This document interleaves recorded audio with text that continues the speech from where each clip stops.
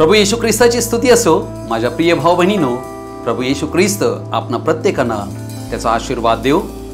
आज आपण आत्महत्या आणि देवाचा त्यावरील उपाय या विषयाकडे आपण आपलं लक्ष लावणार आहोत।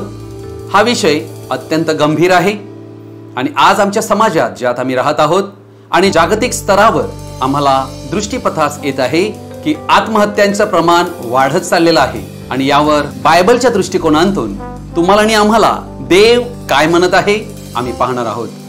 प्रिय भाऊ बहिणीनो, आजचा विषय जो आहे हा मी एक देवाचा सेवक या नात्याने बायबलच्या दृष्टिकोनातून आपणापुढे हा विषय मांडण्याचा मी प्रयत्न करीत आहे।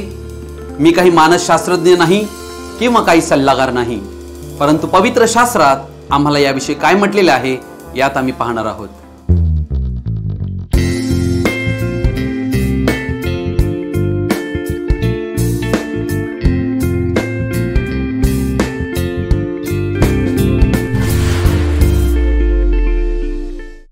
प्रिय भाऊ बहिणीनो, देवाने आम्हाला जे जीवन दिले आहे हे अमूल्य जीवन आहे। ही देवाकडून प्राप्त झालेली एक भेट आहे। अर्थात आमच्या नाकपुड्यात जो श्वास आहे याबद्दल आम्ही देवाचे कृतज्ञपूर्वक आभारी असायला हवेत। जिवंत देवाने आम्हा प्रत्येकांना एका विशेष उद्देशाने बनविलेले आहे। आम्हाला घडविण्यामागे देवाचा एक विशेष संकल्प आहे। आमचं जीवन जे आहे हे देवावर अवलंबून आहे आणि हा देवाला एकट्यालाच अधिकार आहे की आमचा मृत्यू कसा व्हावा, कधी व्हावा हे सर्व देवाने ठरविलेलं आहे। अर्थात श्वास काढणाराही तोच देव आहे। म्हणून स्तोत्रकर्ता दावीद म्हणतो, माझी वेळ तर तुझ्या हाती आहे। स्वतःचा जीव घेणे हे देवापुढे अनैतिक कृत्य आहे। अर्थात देवाने आम्हाला दिलेली जीवनाची भेट ही नाकारणे म्हणजेच आत्महत्या आहे। आत्महत्या ही जाणून बुजून केलेली एक वाईट कृती आहे जी उद्देशपूर्ण रीतीने केली जाते। कोणाही मनुष्याला, स्त्री आणि पुरुषाला हा अधिकारच नाहीये की त्यांनी अशा प्रकारे देवाच्या अधिकाराला आपल्या हाती घेऊन आपलं जीवन समाप्त करावं। आजच्या जगामध्ये सर्वात त्रासदायक काही गोष्ट असेल तर ती आत्महत्या होय।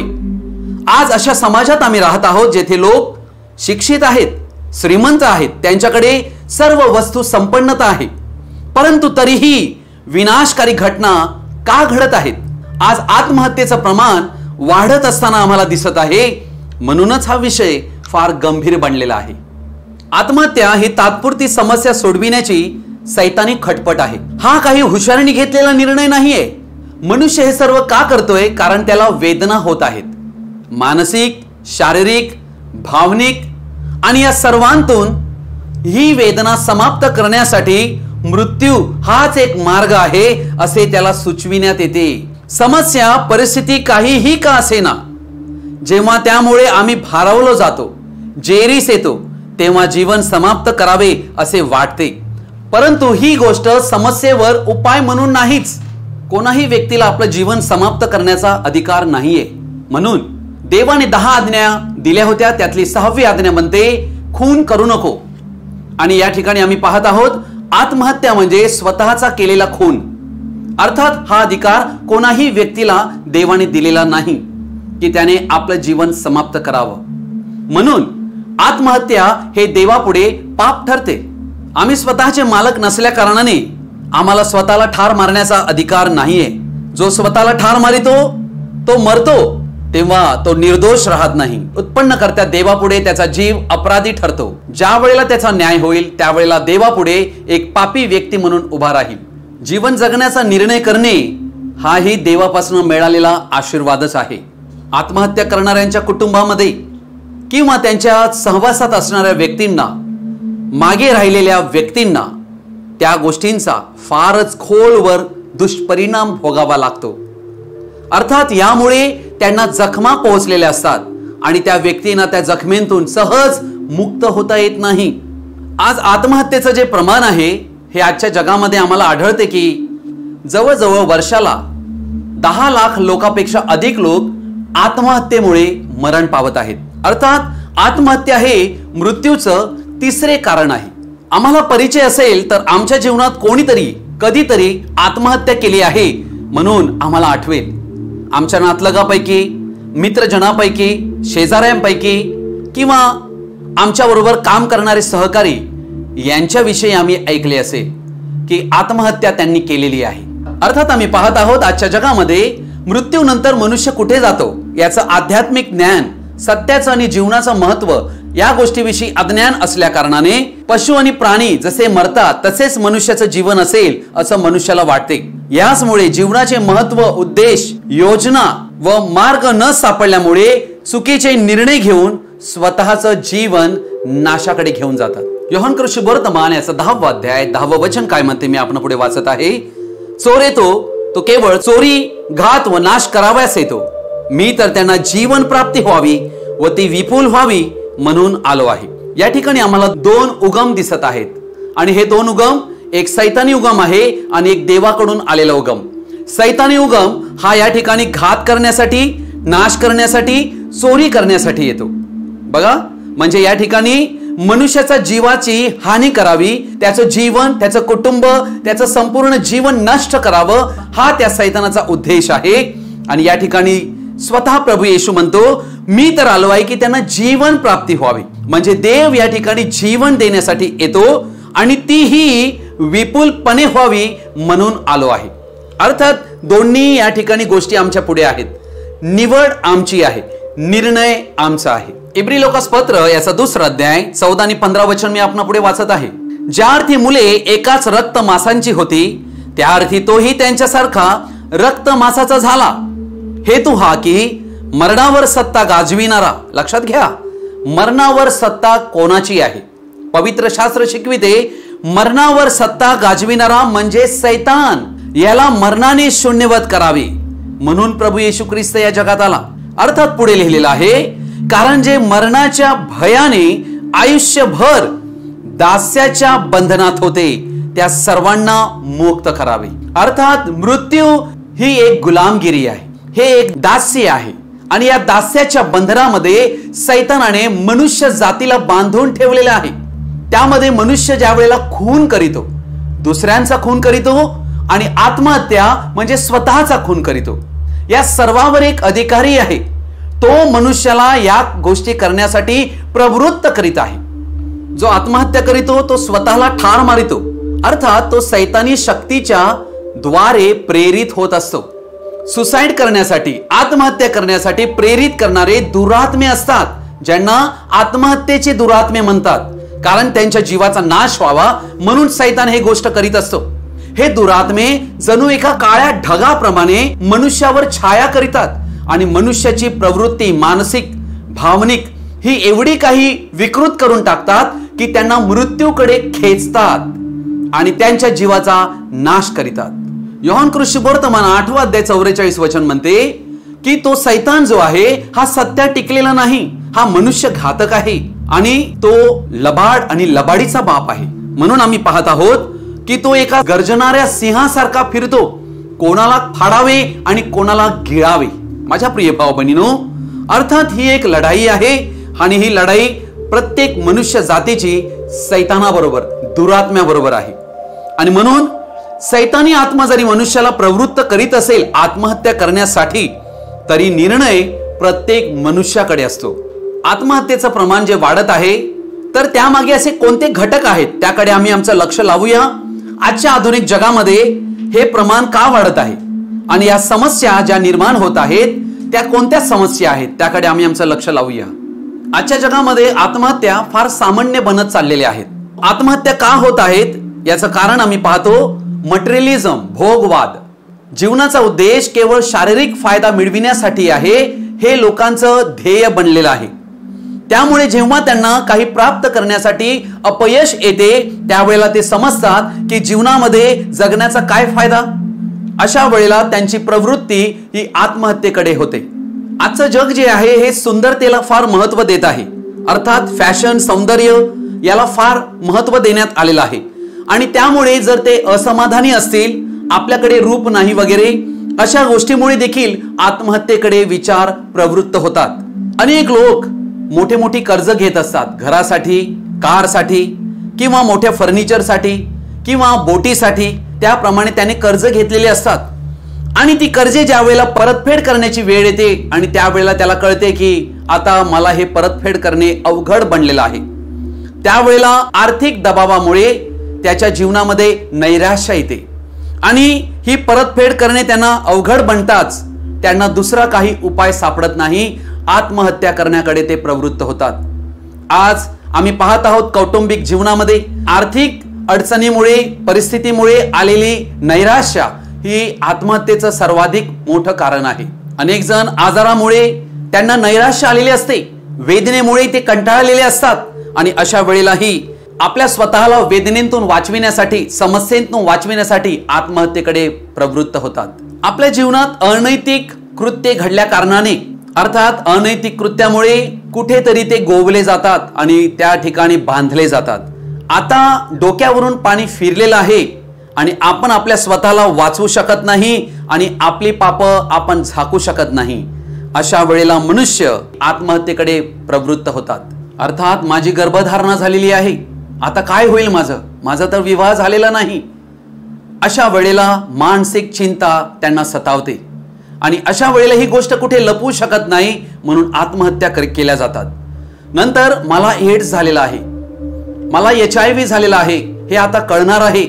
अशा वेळेला मनुष्य आत्महत्येकडे प्रवृत्त होतात. ज्या वेळेला प्रेम प्रकरण तुटत असते त्यावेळेला मनुष्य नैराश्येत जात असतो.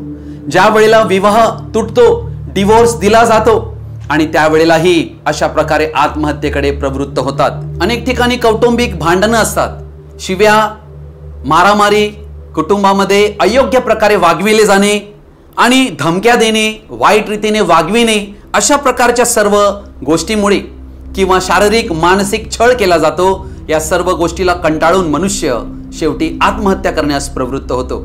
अनेक लोक ड्रग्सच्या आहारी गेलेले आजच्या आधुनिक जगामध्ये आम्हाला आढळत आहेत. नशापान करण्याच्या सवयीमुळे त्यांना व्यसनाधीन करून टाकतात आणि त्यांच्या जीवनामध्ये नैराश्य येते. ही नैराश्य त्यांना अशा प्रकारे आत्महत्येच्या आहारी घेऊन जाते. आजच्या जगामध्ये एंटरटेनमेंट इंडस्ट्री, ज्याला मनोरंजन उद्योग म्हणतात, ज्यामध्ये आम्ही म्युझिक, टीव्ही किंवा मूव्हीज, कम्प्युटर गेम्स, मोबाईल पाहत असतो. ब्लू वेल सारखे जे गेम्स आहेत हे गेम मुलांना आत्महत्या करण्यास प्रवृत्त करीतात. अर्थात हे सर्व दुरात्मे आहेत जे या गेम्सच्या द्वारे मनुष्याला हिंसा करण्यासाठी उत्तेजित करीतात. या इंडस्ट्रीचा, या उद्योगाचा सर्वात मोठा सहभाग आम्हाला आत्महत्येसाठी आढळतो. अर्थात तरुण मुले मुली जी आहेत, जे कॉलेजात जाणारी, ती या सर्व गोष्टीच्या फार प्रभावामध्ये असतात. अशा प्रकारे आत्महत्येकडे प्रवृत्त होतात. नंतर आम्ही पाहतो की फिल्म्स जे आहेत, मूव्हीज जे आहेत, यामध्ये आम्हाला असं आढळते की आत्महत्या कशी करावी ही त्यामध्ये स्पष्ट दाखविली जाते व त्याचे अनुकरण करणारे ते शिकतात व वेळीच त्याचे अवलंबन करीतात. आत्महत्येचं कारण मला जे पाहिजे ते न मिळाल्यामुळे मी आत्महत्या करतोय. प्रिय भाऊ बहिणींनो, बायबलमध्ये आम्हाला 6 उदाहरणं आढळतात. ही 6 उदाहरणं ही आम्हाला आत्महत्या केलेल्या व्यक्तींविषयी आढळतात. शास्त्रीचं पुस्तक 9 अध्याय 52 ते 54 वचन, या ठिकाणी आम्ही काय पाहत आहोत? अबिमेलेक नावाचा या ठिकाणी एक न्यायाधीश आम्हाला आढळत आहे आणि तो या ठिकाणी लढाईला असताना एका बाईने जात्याची तळी त्याच्या डोक्यावर फेकली आणि त्यावेळेला त्याचा कपाळ मोक्ष झाला. तेव्हा त्याला ही गोष्ट फार वाईट वाटली की एका बाईने मला ठार मारले, असे होईल त्यापेक्षा त्याने आपल्या तरुणाला हाक मारून म्हटले, जो शस्त्रवाहक होता, की तू आपली तलवार माझ्यावर उपसून मला ठार मार, कारण मी तर मेलेलोच आहे जवळजवळ, म्हणून तू मला ठार मारून टाक. अशा प्रकारे त्याने या ठिकाणी आत्महत्या केलेली आहे.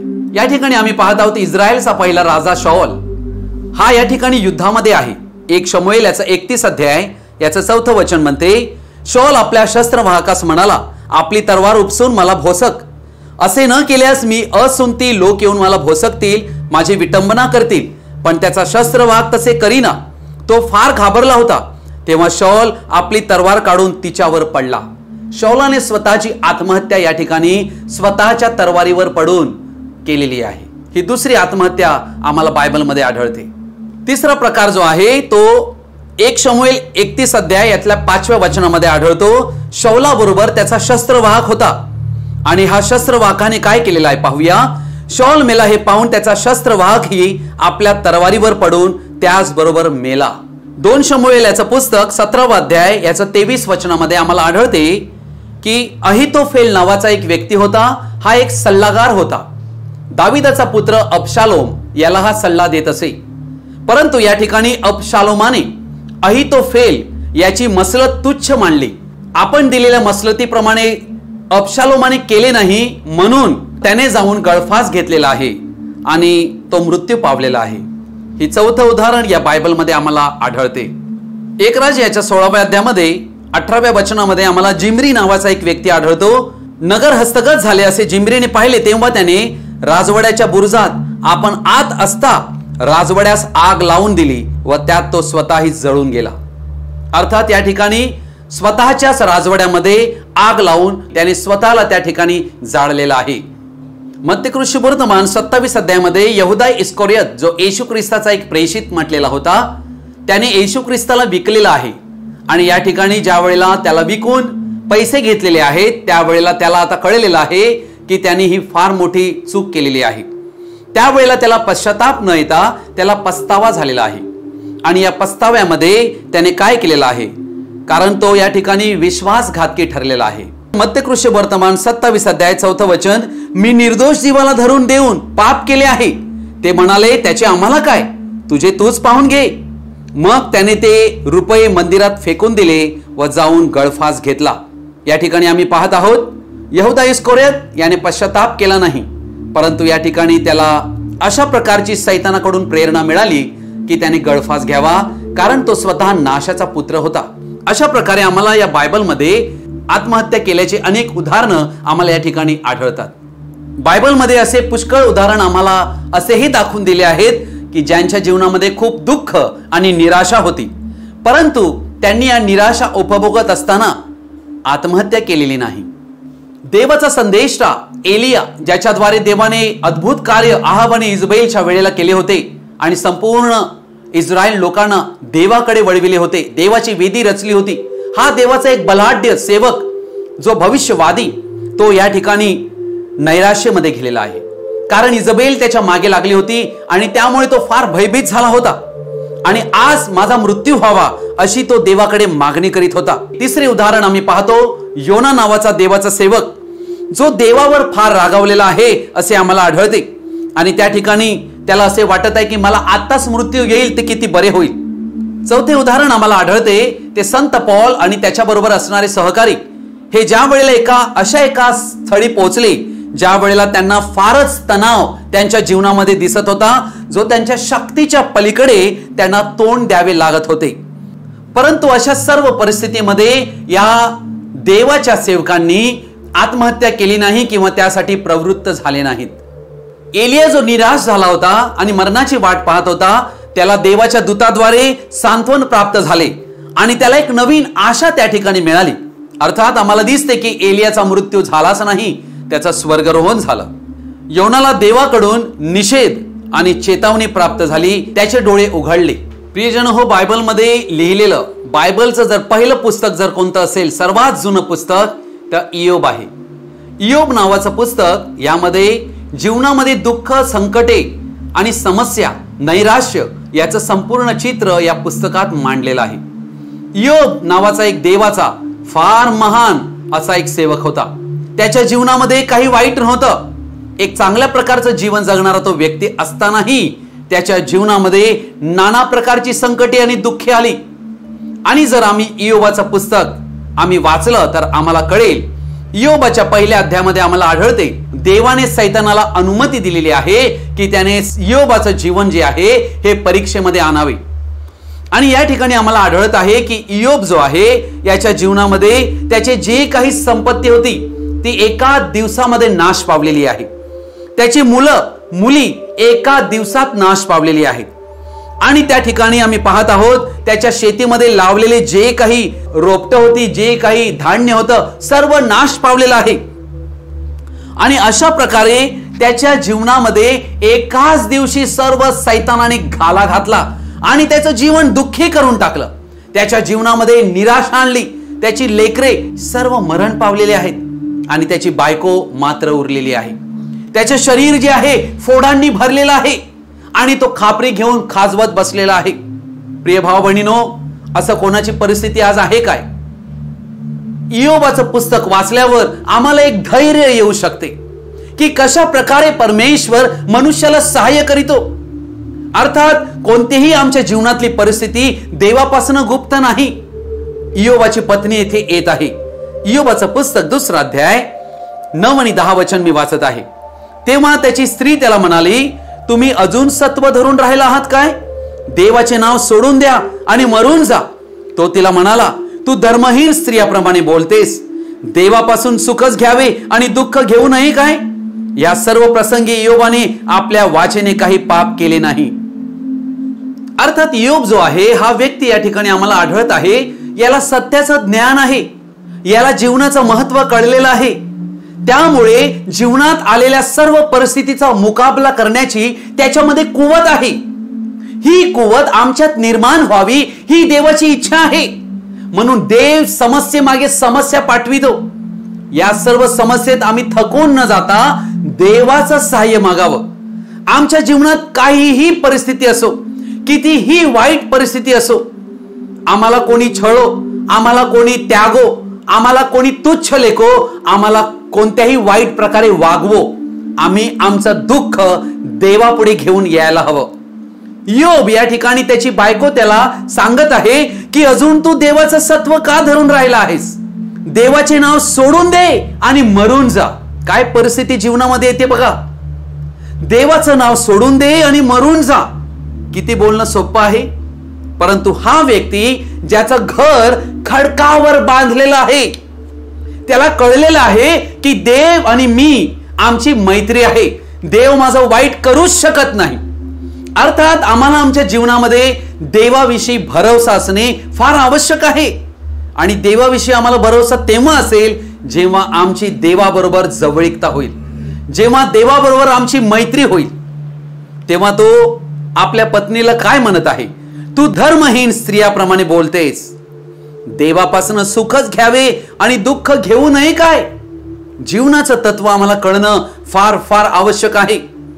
या सर्व प्रसंगी इयोबाने आपल्या वाचेने काही पाप केले नाही. इयोबाची या ठिकाणी परीक्षा चालली होती. प्रिय भावा बहिणीनो, म्हणूनच वचन म्हणते की देव आमच्या सहनशक्ती पलीकडे आमची परीक्षा घेत नाही, पण त्यातून बाहेर पडण्याचा उपाय ही करीतो. ही आहे देवाची कृपा, ही आहे देवाची दया, जी आम्हाला या सर्व स्थितीतून वाचवू शकते. अर्थात इयोबाची पत्नी या ठिकाणी काय म्हणत आहे? आता सगळं काही जीवनातला आनंद उपभोगण्याचं निघून गेलेलं आहे. आता काय जीवन जगण्यात अर्थ राहिलाय? मरून गेलेलं बरं. म्हणून तू देवाला विसरून जा. आणि सैतानाला हेच नेमके हवे होते. सैतान हीच गोष्ट घडण्याची वाट पाहत होता. ज्या वेळेला इयोबाच्या जीवनामध्ये ही अशा प्रकारे एक नैराश्य आली, त्यावेळेला त्याने काय म्हटलं ते आम्ही पाहूया. इयोबाचं पुस्तक 3 अध्याय 11 वचन मी पुन्हा वाचत आहे. मी गर्भाशयातच का नाही मेलो? गर्भाशयातून निघताच माझा प्राण का नाही गेला? अर्थात इयोबाच्या जीवनात आलेल्या परिस्थितीमुळे, आपत्तीमुळे आणि त्याच्या जीवनामध्ये आलेल्या सर्व नैराश्यामुळे आता त्याचा जीव या ठिकाणी जन्मलेल्या दिवसाविषयी म्हणत आहे की मी कुठे जन्मलो, मी जन्मलोच नसतो तर बरं झालं असतं. बघा, सैतानाने कशा प्रकारचे विचार त्या ठिकाणी आणलेले आहेत, यासाठी की त्याला दुःखी करावे आणि त्याला आत्महत्येस प्रवृत्त करावे. परंतु या सर्व प्रसंगात इयोबाने आत्महत्या कधीच केली नाही. तो विजयी झाला. तो देवाचं सहाय्य मागत राहिला आणि देवाने त्याला मूळ अवस्थेमध्ये आणलं. प्रेषित कृत्य 16व्या अध्यायामध्ये आम्हाला आढळते की संत पौल आणि सीला या ठिकाणी तुरुंगामध्ये बंदिस्त आहेत आणि बंदिवान या ठिकाणी त्यांची प्रार्थना आणि गीत ऐकत आहेत. अचानक भूमिकंप झालेला आहे. बंदीशाळेचे पाय जे आहेत हे डळमळलेले आहेत. त्यावेळेला यांची बंधनं हातातली तुटली, पायातली बंधनं तुटली आणि त्यावेळेला बंदीशाळेतला नायक याने पाहिले की अरे दरवाजे उघडलेले आहेत. त्यावेळेला त्याला वाटलं की सर्व कैदी पळून गेलेले आहेत आणि त्याने आपल्या स्वतःकडे आपला घात करावा म्हणून तलवार उपसलेली आहे. आणि अशा वेळेला संत पौल त्याला ओरडून म्हणत आहे, तू आपल्या स्वतःला काही अपाय करून घेऊ नकोस, कारण आम्ही सर्वजण इथे आहोत. अर्थात माझ्या प्रिय भाव बहिणीनो, देवाच्या प्रत्येक सेवकांचं, देवाच्या लेकरांचं काम आहे की असे जे कोणी आत्महत्या करण्यास प्रवृत्त होतात त्यांना अडविणे, त्यांना देवाकडे वळविणे हे आम्हा मनुष्याचे कर्तव्य आहे. म्हणून एखादा व्यक्ती ज्या वेळेला आम्हाला सांगतो की मला फार आत्महत्येचे विचार सतावत आहेत, अशा व्यक्तीला गांभीर्याने त्याच्याकडे लक्ष द्या. ही गोष्ट नाटक म्हणून समजू नका, त्याच्याकडे दुर्लक्ष करू नका, तर त्या व्यक्तीच्या जीवनामध्ये तुम्ही पहा आणि त्याला सहाय्य करण्यास मदत करा. एखादा व्यक्ती आत्महत्येसाठी प्रवृत्त होण्यासाठी जे विचार त्याला सतावत आहेत तो एक विचित्र प्रकारे वागू शकतो. अशा वेळेला घाबरू नका. त्या व्यक्तीला मदत करा, त्यांना भेटा आणि त्यांना सांगा, मी तुला काय मदत करू शकतो, मी तुझी काळजी करीतो. अशा प्रकारे आम्हाला आत्महत्या करण्यास प्रवृत्त होणाऱ्या व्यक्तीला मदत करणे आवश्यक आहे. याकोबाचं पत्र 4 अध्याय 2 वचन म्हणते, तुम्ही इच्छा धरिता तरी तुम्हास प्राप्त होत नाही, तुम्ही घात व हेवा करिता तरी हवे ते मिळण्यास तुम्ही समर्थ नाही. तुम्ही काय करता? तुम्ही घात व हेवा करिता. या ठिकाणी दिलेला आहे. हा घात म्हणजेच आत्महत्या. अर्थात तुम्ही भांडता व लढता, तुम्ही मागत नाही म्हणून तुम्हाला प्राप्त होत नाही, असं देवाचं वचन या ठिकाणी म्हणत आहे.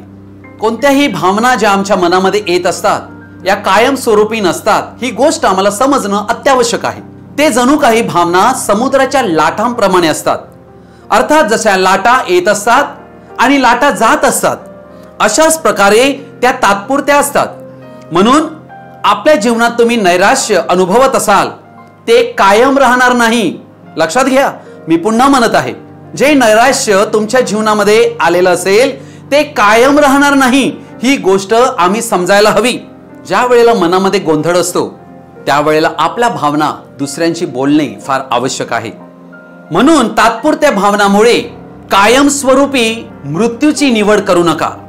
कधीही नैराश्यात असताना जीवनातला मोठा निर्णय घेऊ नका. प्रिय भाऊ बहिणींनो, या ठिकाणी सर्वात महत्वाची गोष्ट आहे जी देवाकडे वळण्यासाठी. देव असा एक व्यक्ती आहे ज्याच्यावर आम्ही पूर्ण भरोसा ठेवू शकतो, जो आमच्या भावना कोणालाही कळविणार नाही आणि तो आमच्या सर्व भावना समजू शकतो. म्हणून हा देव जो संपूर्ण विश्वाचा निर्माण करता आहे त्याची मदत आम्ही मागणं फार आवश्यक आहे.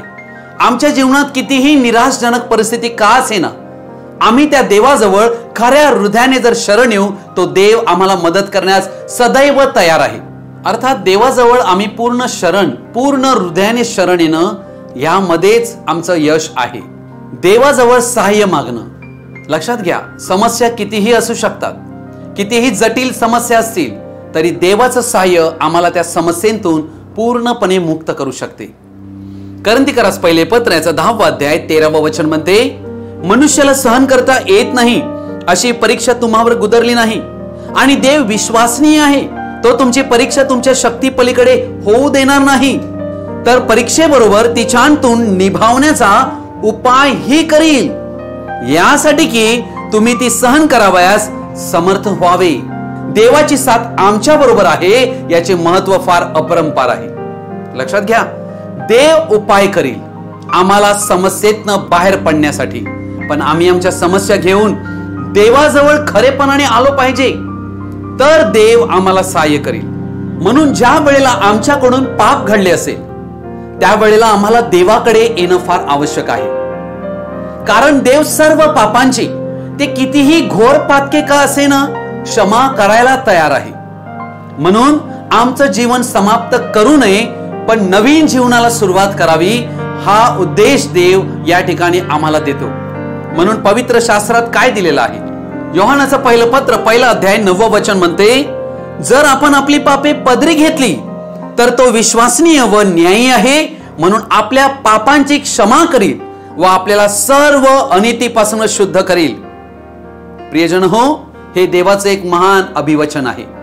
देवावर आम्ही भरोसा केला पाहिजे. देव आम्हाला त्या परिस्थितीतून बाहेर काढू शकतो. आताच आम्ही पाहिले की जशा पद्धतीने आम्ही देवाजवळ ज्या वेळेला येतो त्यावेळेला आम्ही आमची पापे पदरी घेतली पाहिजेत. हे फार महत्वाचं कार्य आहे.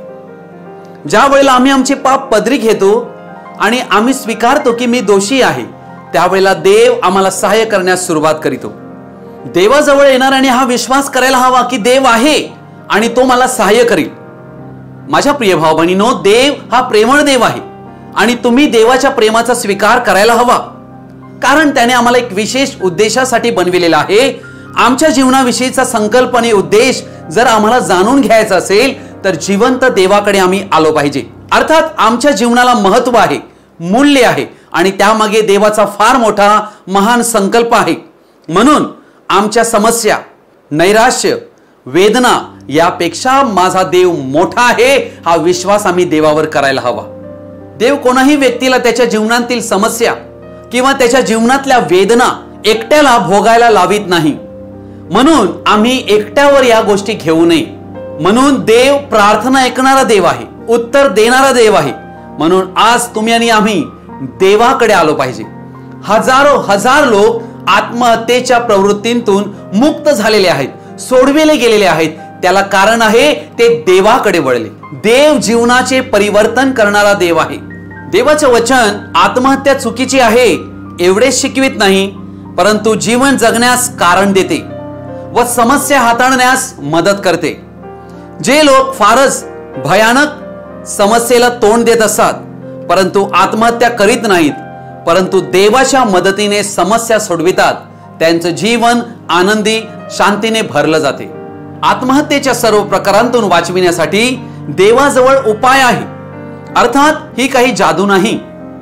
देव एका प्रक्रियेच्या द्वारे मनुष्याला बदलू इच्छितो, त्याच्या जीवनात आमूलाग्र बदल करू इच्छितो. म्हणून देवाजवळ येताना लगेच काहीतरी बदल घडेल असे अपेक्षू नये, परंतु देवाला आम्ही शरण येतो त्यावेळेला मानसिक, भावनिक आणि आत्मिक आरोग्य देवाजवळ मागितलं पाहिजे. देवाचा शोध देवाच्या वचनाद्वारे केला पाहिजे.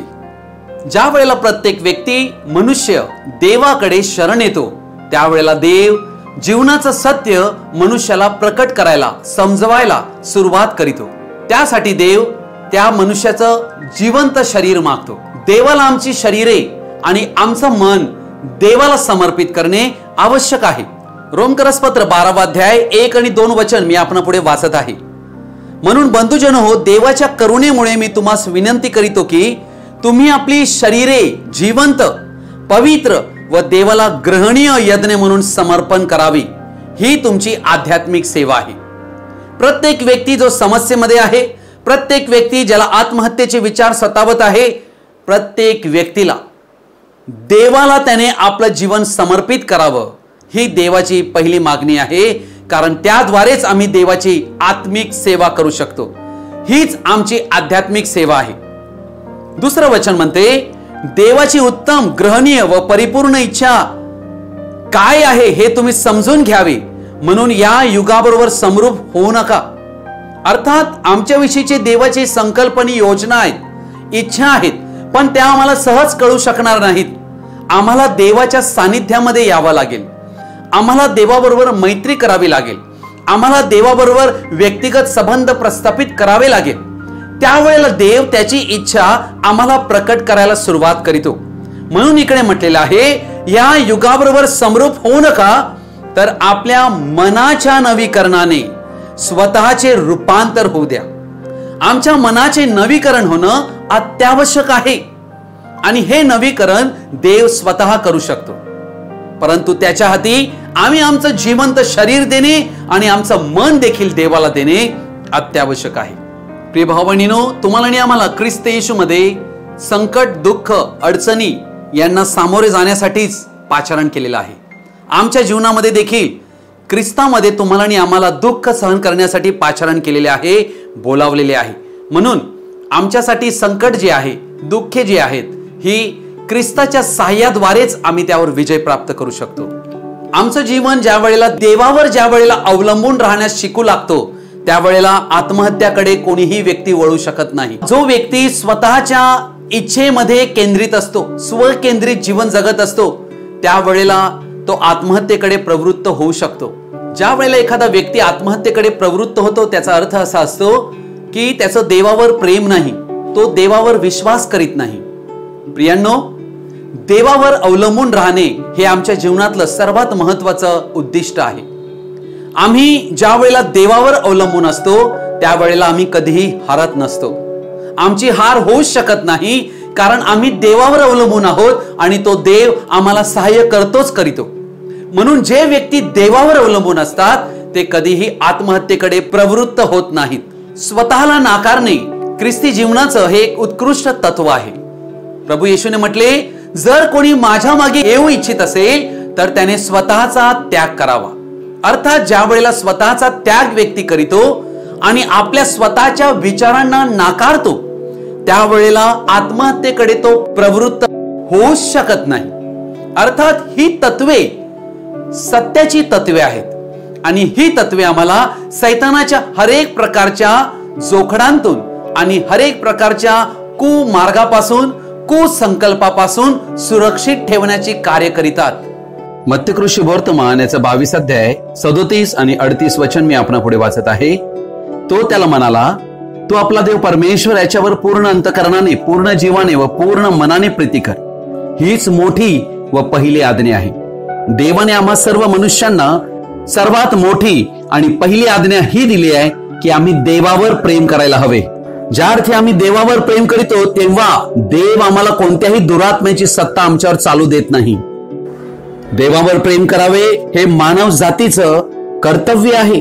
देवावर प्रेम करणाऱ्यांचं हितच होते. रोमकरास पत्र 8 अध्याय 28 वचन म्हणते, परंतु आपल्याला ठाऊक आहे की देवावर प्रीती करणाऱ्यांस म्हणजे त्याच्या संकल्पाप्रमाणे बोलाविलेल्यास देवाच्या करणीने सर्व गोष्टी मिळून कल्याणकारक होतात. म्हणजे जीवनात परिस्थिती काही असो, देव ती परिस्थिती पालटून टाकतो आणि आमचं कल्याणच करतो, आमचं हितच करतो, कारण आम्ही देवावर प्रेम करणारे आहोत. म्हणून त्याचे संकल्प आमच्याविषयी चांगले असतात. इर्मयाचे पुस्तक याचा 29 अध्याय 11 वचन म्हणते, परमेश्वर म्हणतो, तुम्हाविषयी माझ्या मनात जे संकल्प आहेत ते मी जाणतो. ते संकल्प हिताचे आहेत, अनिष्टाचे नाहीत. ते तुम्हास तुमच्या भावी सुस्थितीची आशा देणारे आहेत. आमच्या जीवनातील प्रत्येक समस्येच्या मागे देवाची योजना असते. रोमकरास पत्र याचा 5 अध्याय 3 वचनापासून मी वाचत आहे. इतकेच नाही तर संकटाचाही अभिमान बाळगतो, कारण आपल्याला ठाऊक आहे की संकटाने धीर. बघा, आमच्या जीवनात येणारी संकट ही काहीतरी गोष्टी आमच्या जीवनात घडवीत असतात आणि यामागे देवाचा संकल्प आहे. संकटाने धीर, धीराने शील, शीलाने आशा निर्माण होते आणि आशा लाजवीत नाही, कारण आपणाला दिलेल्या पवित्र आत्म्याच्या द्वारे आपल्या अंतःकरणात देवाच्या प्रीतीचा वर्षाव झाला आहे. यशायाचं पुस्तक 41 अध्याय आणि 10 वचन म्हणते, तू भिवू नको, कारण मी तुझ्या बरोबर आहे. घाबरू नको, कारण मी तुझा देव आहे. मी तुला शक्ती देतो, मी तुझे सहाय्य ही करीतो. मी आपल्या धार्मिकतेच्या उजव्या हाताने तुला सावरितो. हे आहे देवाचं वचन. देवाच्या अभिवचनांवर विश्वास करायचा आहे आणि त्याचा स्वीकार करायचा आहे. मग ते वचन आमच्या जीवनामध्ये प्रकट करण्याचं काम देव घडवून आणतो. प्रियांनो, या ठिकाणी आम्ही काय पाहतो? परिस्थितीवर आमचा काहीच ताबा नसतो, परंतु देवाच्या लोकांनी संकट आणि दुःखे यांचा सामना केलेला आहे. म्हणून आम्ही ही गोष्ट ध्यानात ठेवून चाललो पाहिजे की देवाला संपूर्ण ताबा आहे सर्व गोष्टींवर. म्हणून जिवंत देवालाच शरण येणे यातच आमचे हित आहे. ज्या वेळेला आम्ही देवाच्या बाजूने उभे राहतो त्यावेळेला देव सैतानाविरुद्ध आमच्या बाजूला उभं राहण्यास सिद्ध होतो आणि तो आम्हाला सुरक्षितता देतो. मत्ती शुभवर्तमान याचा 6 अध्याय 25 वचनापासून मी वाचत आहे. यास्तव मी तुम्हाला सांगतो की आपल्या जीवाविषयी म्हणजे आपण काय खावे, काय प्यावे, म्हणजे आपल्या शरीराविषयी म्हणजे आपण काय पांघरावे याची चिंता करीत बसू नका. अन्नापेक्षा जीव आणि वस्त्रापेक्षा शरीर अधिक आहे की नाही? आकाशांतील पाखरांकडे निरखून पहा. ती पेरणी करीत नाही, कापणी करीत नाहीत, ती कोठारात साठवीत नाहीत, तरी तुमचा स्वर्गीय पिता त्यांना खावयास देतो. तुम्ही त्यापेक्षा श्रेष्ठ आहात की नाही? चिंता करून आपल्या आयुष्याची दोरी हातभर वाढवावयास तुमच्यापैकी कोण समर्थ आहे? तसेच वस्त्रांविषयी का चिंता करीत बसता? रानांतील फुले पहा, ती कशी वाढतात, ती कष्ट करीत नाहीत व सूत कांतीत नाही. तरी मी तुम्हाला सांगतो, शलमोन देखील आपल्या सर्व वैभवात त्यातल्या एका सारखा सजला नव्हता. जे रानातले गवत आज आहे व उद्या भट्टीत पडते, त्याला जर देव असा पोशाख घालतो, तर अहो तुम्ही अल्पविश्वासी, तो विशेष करून तुम्हाला पोशाख घालणार नाही काय? यास्तव काय खावे, काय प्यावे, काय पांघरावे असे मनत चिंता करीत बसू नका, कारण ही सर्व मिळविण्याची धडपड परराष्ट्रीय लोक करीत असतात. तुम्हाला या सर्वाची गरज आहे हे तुमचा स्वर्गीय पिता जाणून आहे. तर तुम्ही पहिल्याने त्याचे राज्य व त्याचे नीतिमत्व मिळविण्यात झटा, म्हणजे त्यांच्या बरोबर याही सर्व गोष्टी तुम्हाला मिळतील. प्रियांनो, आमचं जीवनाचं प्राधान्य बदलणं फार आवश्यक आहे. अर्थात आम्ही देवाला काय पसंत ते आम्ही जर करू लागू तर आमच्या जीवनावर सैतानाचा काही ताबा राहणार नाही. आत्महत्या काय त्याचा विचार कधीही आयुष्यात सतावणार नाही. प्रियांनो, म्हणून वचन म्हणते, उद्याची चिंता करू नका, कारण उद्याची चिंता उद्याला, ज्या दिवसाचे दुःख त्या दिवसाला पुरे. प्रिय भाऊ बहिणीनो, वेळ आहे की आता आम्ही देवाकडे यावे. आमच्या जीवनात समस्या असतील, आमच्या जीवनात नैराश्य असेल, आम्हाला देवाकडे यायचं आहे.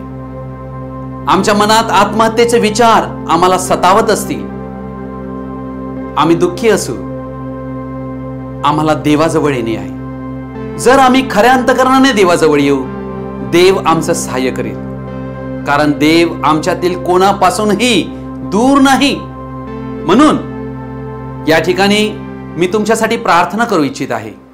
तुम्ही आपले डोळे बंद करा. हे माझ्या स्वर्गीय पित्या, मी प्रभू येशू ख्रिस्ताच्या नावाने या वेळेला तुझ्या चरणाशी येत आहे. हे प्रभू, आजचा संदेश ऐकणाऱ्या माझ्या भावा बहिणींना तुझ्या हाती देत आहे. त्यांच्या सर्व समस्या मी तुझ्याकडे घेऊन येत आहे. तू आपलं महान अभिवचन आम्हाला दिलेलं आहे आणि तू म्हटलेलं आहे, अहो भाराक्रांत जन हो, तुम्ही सर्व मस्कड या, म्हणजे मी तुम्हास विसावा देईन. तुझी प्रत्येक अभिवचने सत्य आणि जिवंत वचने आहेत, जीवनाचे परिवर्तन करणारी आहेत. यावेळेला मी प्रार्थना करीत आहे, कारण तुझं वचन मत्ते शुभवर्तमान 18 अध्यायात 18व वचन म्हणते की मी तुम्हास खचित सांगतो, जे काही तुम्ही या पृथ्वीवर बांधाल ते स्वर्गात बांधले जाईल, आणि जे काही या पृथ्वीवर तुम्ही मोकळे कराल ते स्वर्गात मोकळे केले जाईल. प्रभू, तू आम्हाला अधिकार दिलेला आहेस आणि तुझं वचन म्हणते, पृथ्वीवर तुमच्यापैकी दोघे किंवा तिघे एकत्रित होऊन जर विनंती करतील तर ती माझ्या स्वर्गातील पित्याकडून त्यांच्यासाठी केली जाईल.